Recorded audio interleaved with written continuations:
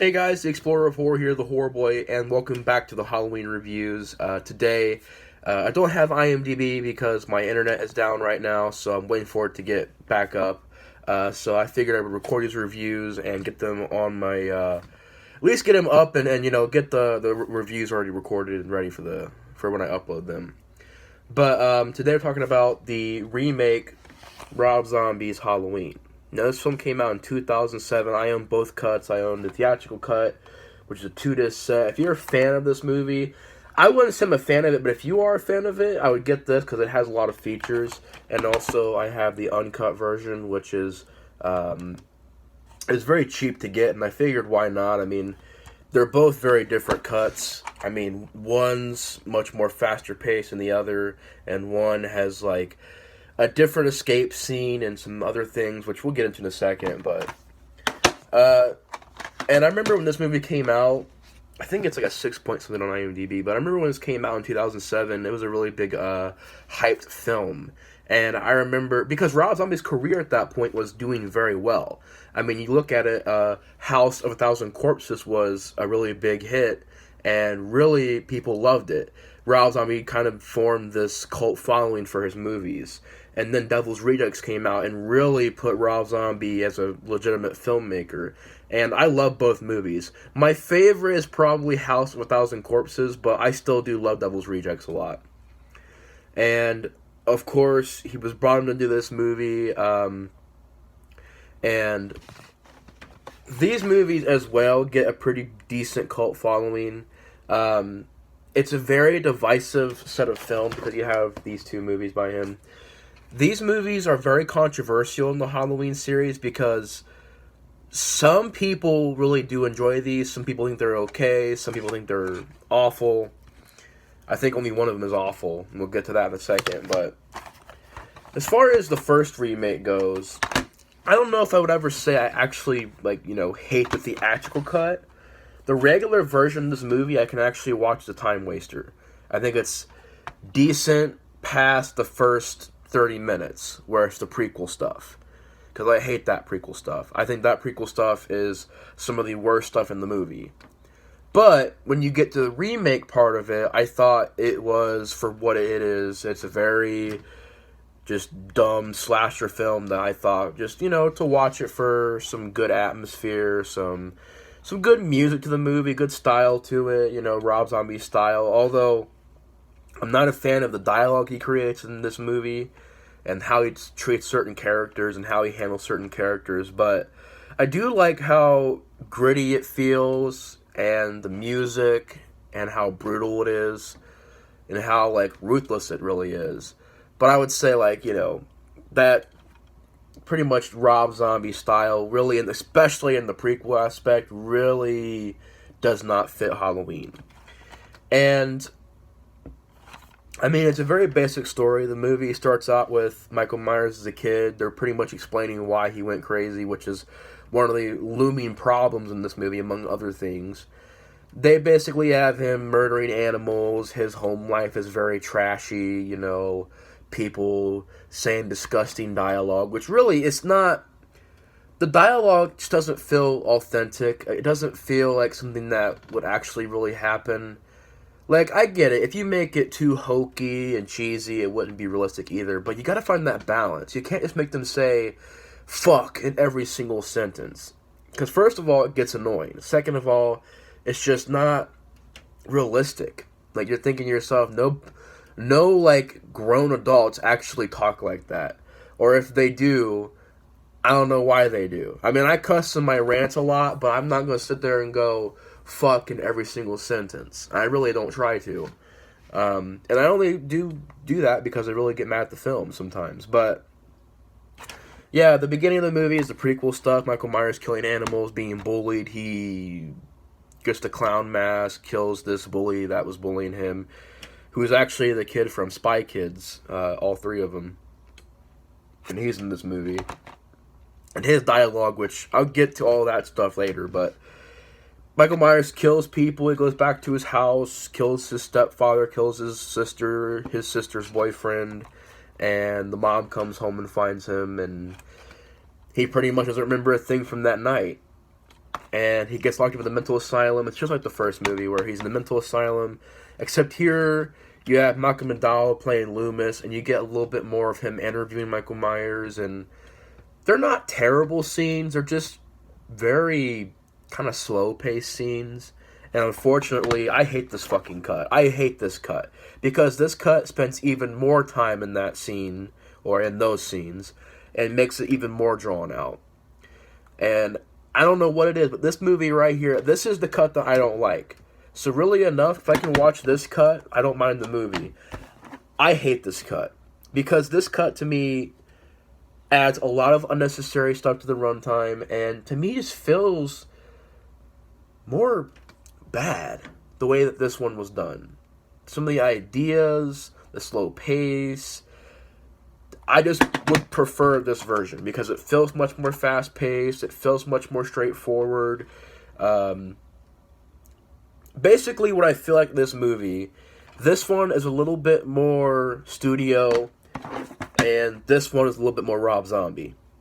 And case in point, this is all the way with Rob Zombie. This is the studios giving Rob Zombie an entire creative control. And we got this film. Plus, this is the unrated director's cut. So you're getting the full blast Rob Zombie in this movie. And I'm not a fan of this movie at all. I feel like at least the studios made this a watchable slasher film. Whereas this, being a very Rob Zombie movie, I thought really is when the problems start showing up. But we'll get to this cut in a second and why I don't like it. But the theatrical cut, I mean, Malcolm McDowell is interviewing Michael Myers. Michael Myers was making these masks out of paper mache. And I thought it was an interesting idea of seeing kind of the downfall of this kid. He's getting more and more quiet. He's getting more and more darker. He's not saying anything. He's having these anger fits. If people take his mask off, he gets angry. Interesting stuff, just... That's the problem. It's in the wrong movie. It's in the wrong franchise. It's interesting, but Michael Myers is not about that. Michael Myers in the original movie did not have any of that, you know. And you just, once again, you're explaining the origin of Michael Myers' darkness, and it really just doesn't fit the formula of a Halloween movie to me. And I just don't really get into that part of the film. Where it's Michael Myers and explaining why he's getting crazy. I didn't like that. But it goes on. Michael Myers kills a nurse with a fork. The Sherry Moon Zombie character who plays his mom, she kills herself and leaves the baby there, like, because it's Laurie Strode who's the baby. And at least they did that. At least they kept that sibling aspect, which I thought was like, alright, at least they did that. That was pretty cool. But it's years later after that. Laurie Strode has grown up. Michael Myers has grown up. Michael Myers has grown to be a 7-foot-tall Tyler Mane. And I thought the best thing in this movie was Tyler Mane and his portrayal of Michael Myers. Because he made it to where it was a good balance of keeping Michael Myers ominous, but also giving him that edge, that brutalness that I thought was even more well done in this movie. But in this movie, it's also well done. They kept Michael Myers very subtle. He's not talking. He's not running. He's not acting like a total human being. So they kept a little bit of that darkness there, a little bit of that shape, but also Tyler Mane made it his own thing. The guy is like 7 foot tall. He's over here, picking up TVs, smashing people's faces with them, throwing people across the room, crashing the ceiling. Like, he's doing all kinds of great stunts and great scenes. I thought easily the best part of this movie was Tyler Mane's performance as Michael Myers. So he's really intimidating, did a really great job playing Michael Myers. And Michael Myers, of course, as we all know, escapes from Smith's Grove. He escapes from there and goes back to Haddonfield to kill Laurie Strode. And the rest of the movie is pretty much a carbon copy of the original Halloween. And I don't know. The theatrical cut, I thought, for what it is, it's part... Okay, so after the prequel stuff, I thought it was a decent movie. The prequel stuff I thought was garbage. because you don't need it. You don't need to explain that stuff. You just don't need any of that. But I like the approach that Rob Zombie kind of did, where you're making Michael Myers more stealthy and making him more brutal. And I like the costume he wears in the beginning, where it's the hospital outfit, but he also has his pumpkin mask, which I thought was a cool look. And he gets the overalls from Ken Foray, who's taking a shit. I got a Taco Deluxe coming back at me, or barking back at me. I'm gonna be a while. It's a great scene. But yeah, so he kills Ken Foray and gets his overalls or his coveralls, whatever, and goes back to the house to find the mask, which is really, really cool looking in this movie. Kind of has this decayed look to it, which I really liked. And there are certain scenes that really were kind of awful. Like, Laurie Strode in this movie was handled awfully. Her character in this movie is a really annoying, bitchy version of Laurie from the original. And the thing that made Laurie Strode special in the original Halloween was that she wasn't like the other teenagers. She wasn't like that. It separated her from Annie and from Brenda, or I think that's what her name was. It made her different than the other characters. But in this movie, it's more of, they're all kind of the same thing. Scout Taylor Compton really, I thought, did rough in the acting department. It's really not giving the best performance. I just never really got into her as Laurie Strode. I mean, I really didn't. And she's talking to her parents, like, sticking her finger through a bagel and saying, like, oh, did you flirt with that man today? It's just like, dude, who would talk to their parents like that, And I thought she was awful in the movie. The rest of the cast, I mean, Rob Zombie relies heavily on cameos to the point to where it's like, why are there so many cameos in this movie? There's a lot. There's Sid Haig, which was a pretty cool one. There's, I forgot what his name is, but he's the guy from the Ice Cream Man. He's the killer in that movie. He's been in a lot of horror films. I don't know why I forgot his name. It'll come back to me in a second. But he put in Daniela Harris, which was cool. Brad Dourif, which was pretty cool. Of course, like I said, he got Malcolm McDowell. But as far as cameos go, you got Danny Trejo. Bill Moseley was in one of the cuts. The guy from A House with 1,000 Corpses was in one cut. The guy from Devil's Rejects was in there. William Forsythe, of course, was in there. You just had a bunch of guys who are always in Rob Zombie movies, and they're in this movie. It got distracting to me to put in cameos everywhere. Even though it was a cool thing to see, like, it was cool to see Sid Haig, it was cool to see Bill Moseley. It's just, when they're in every single Rob Zombie movie, it's like, I don't know. But I will say, like I said, they're very, very cool cameos. Sid Haig, that was a cool cameo. Bill Moseley was a cool cameo. But just a lot of cameos. The kid from Spy Kids, the guy from Children of the Corn, he's in the rape scene. I forgot his name. But Courtney Gaines, I think is his name, from Children of the Corn. Courtney Gaines. And I thought, really, besides that, though, I mean, the cameos just got, a little old sometimes, but they were pretty cool to see. And I thought that the practical effects were good. You got some pretty good death scenes, hanging the guy on the wall and sticking a knife and, hanging on the wall, like the original. People getting stabbed repeatedly. Very practical effects. I like the music. I like how the score is really run down, really rough sounding, and very decayed sounding. I liked that. I liked the third act of the film, where Michael Myers is actually Laurie Strode chasing her. The music's building up. He's, breaking through doors and breaking through windows. I liked that stuff.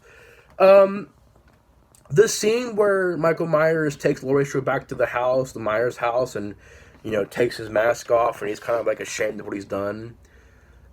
I didn't think it was a horrible idea. I mean, it was definitely not Michael Myers, but it was a different kind of idea. I didn't hate it, though, where she sees the picture, she's like, I don't know what this is, I don't know what you mean. and he's trying to tell her without words, this is, I'm your brother, you're my sister. And she pretty much, I think she stabs him, or like knocks him out or something. I think she stabs him. She runs, falls into a pool, like an empty out pool, and Loomis shoots Michael Myers. Michael Myers, of course, isn't dead, keeps chasing her, kind of crushes Malcolm McDowell's skull a little bit, but doesn't kill him. But the last part of the film is actually pretty good. The slashing part was pretty good. Danielle Harris is in the movie, and she does a great job. She's also very beautiful, and she's nude in this movie, so it's like, yeah, that's pretty awesome. But she's very beautiful in the movie. She's very kind, very just a very good character. And I thought, also Brad Dourif did a great job as Sheriff Brackett, and I just thought, for overall, the theatrical cut was an okay, decent remake. It's not anything spectacular, but I don't think I would say I hate it. The version I hate is this version, the uncut version. Now, I hate this version because you have a rape scene in it that's unnecessary. Why you would have a rape scene in a Halloween movie, I just don't know. I don't know why you would go with that direction. I don't know why you go that route, but it's just unneeded and unnecessary, and it's just a scene that's like, man, why is this in the movie? Like, seriously. And it's more boring. You have more dragged out scenes. The beginning part has a lot more stuff to it, which is the part that I hate, so you have even more of that. It feels like it's a worse cut movie, like the editing wise feels worse in this movie for some reason to me. Just a very watered down, very awful cut. Very, just stuff in it that I didn't care for. And I thought overall the unrated cut was just very disappointing. So if you're going to see any version of this movie, I would see a theatrical cut. That's probably my favorite cut right here. The cut that I prefer. But yeah. I mean, this remake really, overall, I'm not a big fan of it. I'm really not. I don't hate it. I'm more lenient on it than most Halloween fans. But it's not a great movie. It's kind of a movie that I don't watch a lot. I don't watch the Rob Zombie movies that much. Kind of their own thing. I don't even really consider them to be in the series. Like, I just don't. To me, they don't fit Halloween. But for what they are, I can kind of watch them occasionally. But I just don't watch them that much. And yeah, the first remake really isn't that bad to me. It's just an okay movie, but it's just not a very great remake. But yeah. That's my review on Rob Zombie's Halloween. Hope you guys enjoyed the review. Let me know your guys' thoughts on this remake in the comments below. Thanks so much for watching. The Explorer of Horror is out. See you guys later. Bye.